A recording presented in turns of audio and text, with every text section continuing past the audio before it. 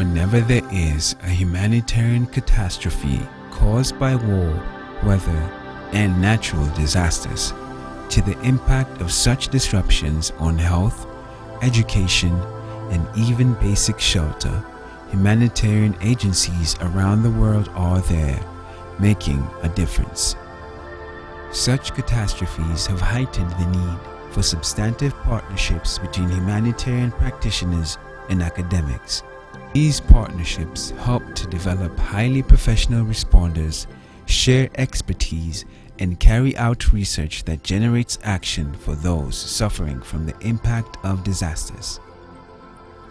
This is the unprecedented display of will shown by 100 academicians and humanitarian practitioners from around the world as they attend the Humanitarian Partnership Conference held at the Kenya Science Campus of the University of Nairobi, Kenya.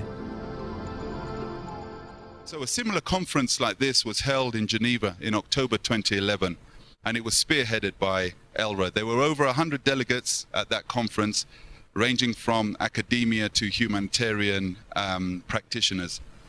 The Geneva Conference was organized by Enhancing Learning and Research for Humanitarian Assistance, ELRA, and Geneva Center for Education and Research in Humanitarian Action, CERA, with the support of the Swiss government.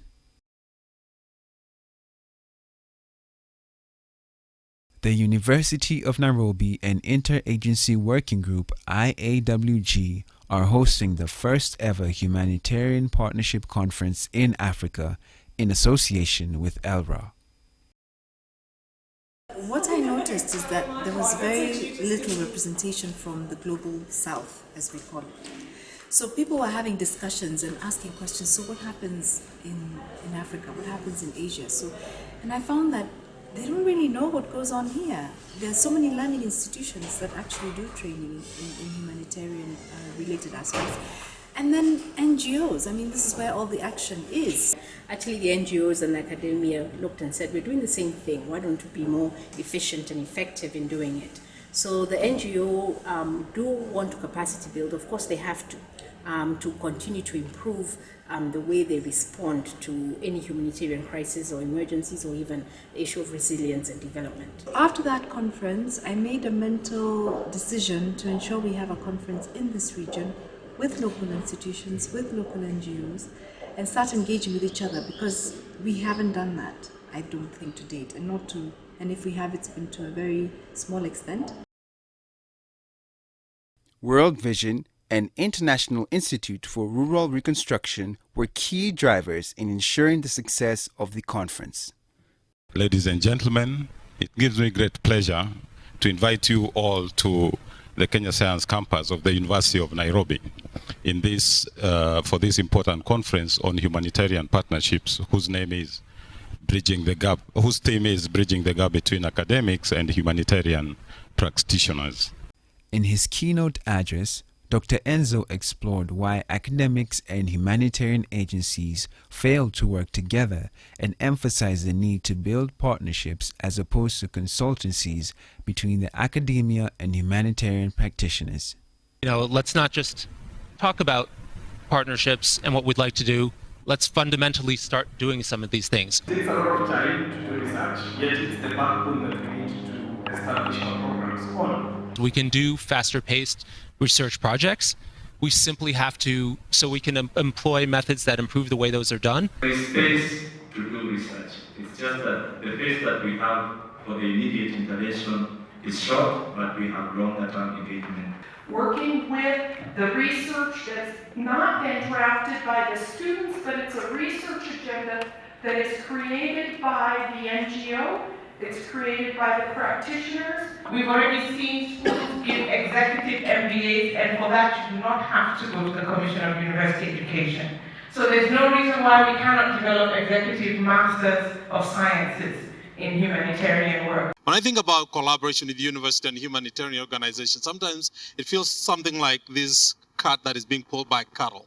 We don't know who's more important than the other, who's carrying the load, who's supposed to be where the other is. So it just feels like that's what we are caught up in. The University of Nairobi is one of the premier learning institutions in Kenya, and it has responded to the national, regional, and Africa's high-level training needs through diversified training programs.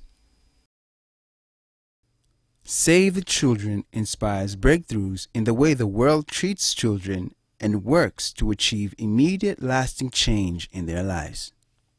We're looking in the future to try and build our research capacity, to set up a fellowship so that practitioners can come and write from the university, can come and teach, can come and publish.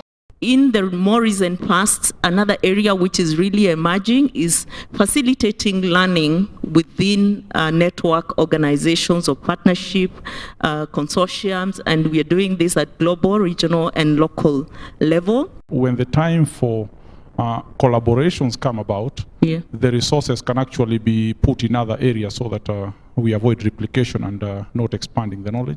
I think the essence of partnership is that you go beyond your own experience and you just don't promote what you are doing that is good, but you open up to appreciate what other people are doing that is good and see what you can learn from what they have. I don't know what measures we put in place to ensure that this certification actually does not affect the spirit of voluntarism. IFRC have probably some 8 million volunteers worldwide through their local chapters in every country. And they have said what they would like to do is to be able to recognize their contributions. And so if a volunteer actually wants to be recognized for their contribution, that they should also have access to professional development and to be recognized. There are thousands of volunteers contributing to the humanitarian operations around the world and are qualified in that sense, but lack the right academic accreditation and knowledge of what they have done or where they have worked. Stakeholders have repeatedly highlighted the need for volunteer corps to align the use of volunteers with a trend towards increasing professionalism in the sector. Although there are a number of challenges to improving partnerships, academics and humanitarian practitioners do share a common goal. You've got the partnership there in the middle and the various components of the partnership. It is important to try and tease those out, and you need to get to this spot for the shared objectives. So individual interests are very important, and they do need to be taken into account. You want to try and avoid going down to the lowest common denominator, but you do need to arrive at mutually agreed shared interests. Our first resolution is that we are making the Humanitarian Partnership Conference an annual event. What are we resolving around resources? How out of this conference, collectively, we can come with a shared taxonomy, a shared classification system. We shall ensure that the space is there for interactions, for disseminating this information, and we will be as open and transparent as possible. We sitting in this room commit to taking an extra step between this year and next year to have a partnership with, if you're a learning institution with an NGO, or the other way around, based on the added value that we've talked about to date. What we haven't really done is talk about the gray areas. We've highlighted a few of the challenges that we think are hampering us doing good partnership programs. So we shall be looking at challenges here, and at the same point, trying to build solutions. In the institution, you find the organization lead and the other end moves on. Then the shared team dies away and the partnership dies. So if we got a platform for especially the academia and the NGOs so that the information is clearly flowing. We have this program, we want partners, and it is also an Islamic, yes, we can do this, I hope that can work out. Competition, which we haven't really spoken about, we are competing, even in the NGO world, with one another. We have to be as competitive as possible to ensure when that proposal goes in, it has a high chance of funding? It's happened. It's been a combined effort of very many people, a lot of time. And within the last few months, especially Jerry Minor has really championed looking for people interested to come. It's also a big aspect of finance, and even the partnerships that were crafted at the beginning when Sheila was leading the team were very key. There are also very many challenges. You're looking at completely different cultures. We have research institutions that are both private sector and also institutional. You have the academia that are old institutions that have been there for years, and some that are new, fresh, young, and vibrant. Then you have the NGOs that have a completely different culture. To be able to merge that culture and actually get something going on the ground is key.